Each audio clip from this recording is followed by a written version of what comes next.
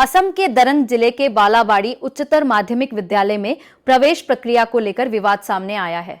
स्थानीय लोगों और बालाबाड़ी आंचलिक आमसू द्वारा विद्यालय के प्रधानाचार्य पर एडमिशन प्रक्रिया के दौरान कथित अनियमितता और धन वसूली के आरोप लगाए गए हैं।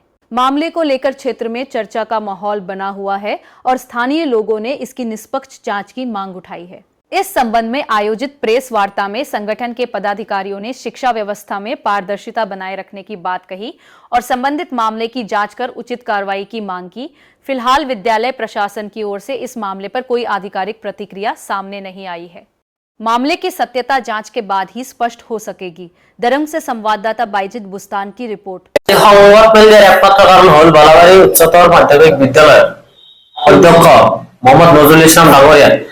নামভৰ্তিৰ বাবদ আৰু এনডেছ এক্সামৰ নামত যি দুৰ্নীতি কৰিছিল তেওঁ প্ৰত্যেক ছাত্ৰ ছাত্ৰী বিলাকৰ পৰা ক্লাছ 6 ৰ এডমিশনৰ নামত 400 টকা, ক্লাছ 7 8 ৰ এডমিশনৰ নামত 600 টকা আৰু 9 10 ৰ প্ৰমোশনৰ নামত 700 টকা আৰু যিবিলাক ছাত্ৰ ছাত্ৰী এডমিশন এক্সামত ফেল কৰিছিল তেওঁলোকক পুনৰ পাছ কৰাই ফেলে তেওঁলোকৰ পৰা 2000 4000 টকা লোৱাৰ এটা অভিযোগ উত্থাপন হৈছিল।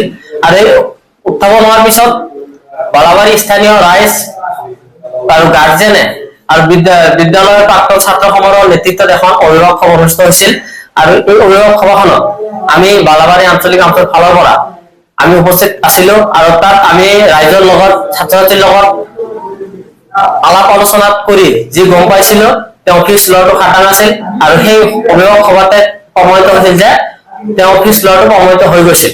তাৰ পিছত আমি যোৱা 12/5/2026 তাৰিখে জিলা আয়ুক্ত ডাঙৰীয়ালৈ এখন কমপ্লেইন দাখিল কৰিছিলো।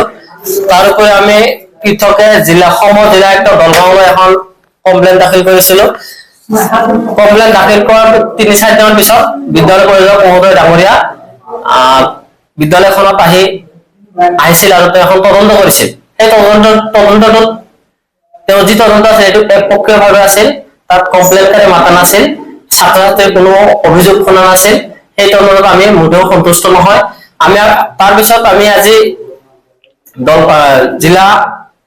জিলা আয়ুক্ত ডাঙৰীয়াৰ লগত আমি বহিছিলো আৰু আয়ুক্ত ডাঙৰীয়াক আমি কথাখিনি অৱগত কৰিছিলো আৰু কথাখিনি অৱগত কৰাৰ পিছত আয়ুক্ত ডাঙৰীয়াই আমাক আশ্বাস প্ৰদান কৰিছে যে তেওঁ ইয়াৰ ওপৰত আইনগতভাৱে যি বিহিত ব্যৱস্থা ল'ব লাগে তেওঁ ল'ব বুলি আমাক আশ্বাস প্ৰদান কৰিছে।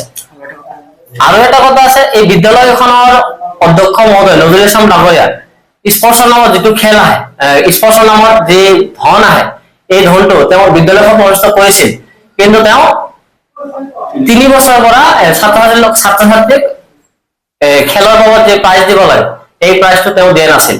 আৰু এই যাৱতীয় তথ্য ডকুমেন্টছ আমাৰ হাতত মজুত আছে।